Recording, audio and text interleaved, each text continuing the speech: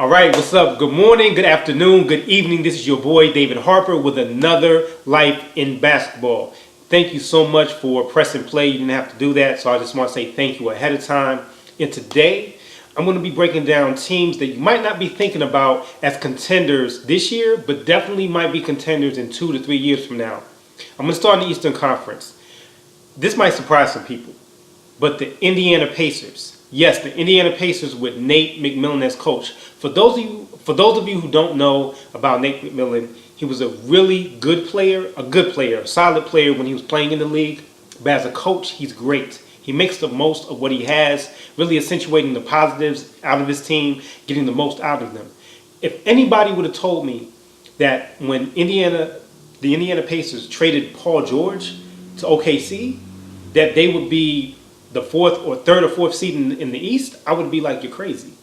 But that's due to Nate McMillan and getting the most out of his players. And the reason why everybody needs to look out for the Indiana Pacers for next year is because they have 2 draft picks, I believe, in this year's draft. And if they keep getting picks in the draft, they will be something to contend with in about 4 years from now. Victor Oladipo is a solid player. They have a lot of good parts, and I'm not sure if Indiana is one of those teams that really do well with a superstar. But if they get a group of really good players that know how to play cohesively together, they're dangerous. And they've always been that way. I mean, when they have Paul George, Ron Artest, and not Paul George and Ron Artest, even though they played on the same team for a little bit, but when they have Paul George, Danny Granger, and David West, and Roy Hibbert, and George Hill, they were competitive. They got to the Eastern Conference Finals a couple of times. But they had Reggie Miller and Mark Jackson and those guys, and Jalen Rose. I mean, you're talking about NBA Finals. So it looks. I mean, that whole organization is really an organization that knows how to team build and player build. And I think with Nate McMillan as the coach, they're going to do some really big things in the coming years. The next team might be obvious to you guys is going to be the Philadelphia 76ers. Listen, it is extremely impressive that the first year that Ben Simmons and Joel Embiid are playing together, that they're going to be in the playoffs. They are getting playoff experience as a young team, and that's priceless.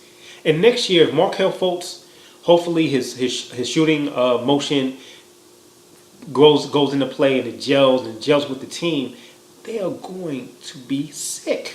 That team is going to be sick. I mean, Philadelphia, I know it goes without saying, everybody knew they were going to be good, but getting playoff experience to be so young, if they keep that core together, it's dangerous. It's not just dangerous in the East Coast, it's going to be dangerous across the league because they're good and they're young. They're very young. It's like they're one of the better young teams, period, probably in league history. I mean, the league has had young teams. If you think about a young OKC team when, drafting Kevin Durant back in 07, drafting Westbrook in 08, and drafting and not just Kevin Durant, but Kevin Durant and Jeff Green in 07, and that's when they were Seattle, drafting Russell Westbrook in 08, and then drafting James Harden in 09, then they shot off. They shot off into the playoffs. Philadelphia reminds me of that. Not necessarily the same type of team, but the type of youth and right pieces to shoot into the playoffs and get that playoff experience and do well for the future. And they have, if I'm not mistaken, the Philadelphia 76ers have 2 draft picks in this year's draft too. Now again, I don't know where the draft picks are going to be because they haven't done the lottery. Excuse me, but they have a couple of picks. Now let's go to the Western Conference. I can't talk enough about the Portland Trail Blazers. Portland has been one of those teams that's been trying to get right ever since the Clyde Drexler, Terry Porter days. They've had good teams, but not teams with necessarily the right chemistry of players to get over the hump into the NBA Finals. I mean, they've always had talent, even after Terry Porter, Clyde Drexler, and Kevin Duckworth and those guys, Buck Williams and all those guys. They had Rasheed Wallace back in the day with Ryan Grant, Scottie Pippen, Isaiah Ryder, Jim Jackson. They had a lot of good players. And then after that era, they had, of course, LaMarcus Aldridge, Greg Oden, what happened to him, injuries and whatnot. And then Brandon Roy, for those of you who never saw Brandon Roy play, I don't know how many people remember Brandon Roy. That dude was an incredible two guard. I mean, it was really, you're talking about Kobe, Dwayne Wade, Brandon Roy. I mean, unfortunately injuries. So now with Damian Lillard and CJ McCollum and the rest of their team, again, a great coach on their squad. The coach is really coaching them up, and along with injuries in the West, but still, regardless, they are playing very well. And they're the type of team that doesn't necessarily need a young player like from in the draft. They need to court Paul George. They need to court Kawhi Leonard. Imagine if they have Paul George or Kawhi Leonard. Maybe even get DeMarcus Cousins. You know, who knows? They could maybe go to the next level. If not NBA championship, at least get a chance to a Western Conference final, if not NBA finals. That's, the story with Portland. I think they're a really good team, and I'm really impressed with them. The next team on this list is the New Orleans Pelicans. New Orleans, Alvin Gentry, I got to give it to him. I really was worried about him losing his job this past year because, the Western Conference is so tough, and Anthony Davis has been balling. And when they had DeMarcus Cousins and Anthony Davis, along with the experiment with Rajon Rondo in the backcourt with Drew Holiday, man, they're impressive. They're more impressive than I thought they could be. And I think with them going into the playoffs, same scenario as with Portland. They don't necessarily need a player out the draft. They need to court free agents. So imagine if Kawhi Leonard, Paul George, or DeMarcus Cousins stays there after his injury, and then they get Kawhi Leonard. Then again, I'm not sure if they can afford that because they paid Drew Holiday so much. But they have an opportunity to be really good. You have a bona fide superstar in Anthony Davis. Bona fide. This dude is hands down superstar. One of the best bigs, hands down. And pairing him up with maybe Paul George, pairing him up with maybe a Kawhi Leonard, and maybe eventually, you never know. Imagine if I don't see LeBron going there, but hey, Anthony, get on the phone with LeBron. Who knows? Bottom line, they're a team that good coaching, good backcourt, solid backcourt.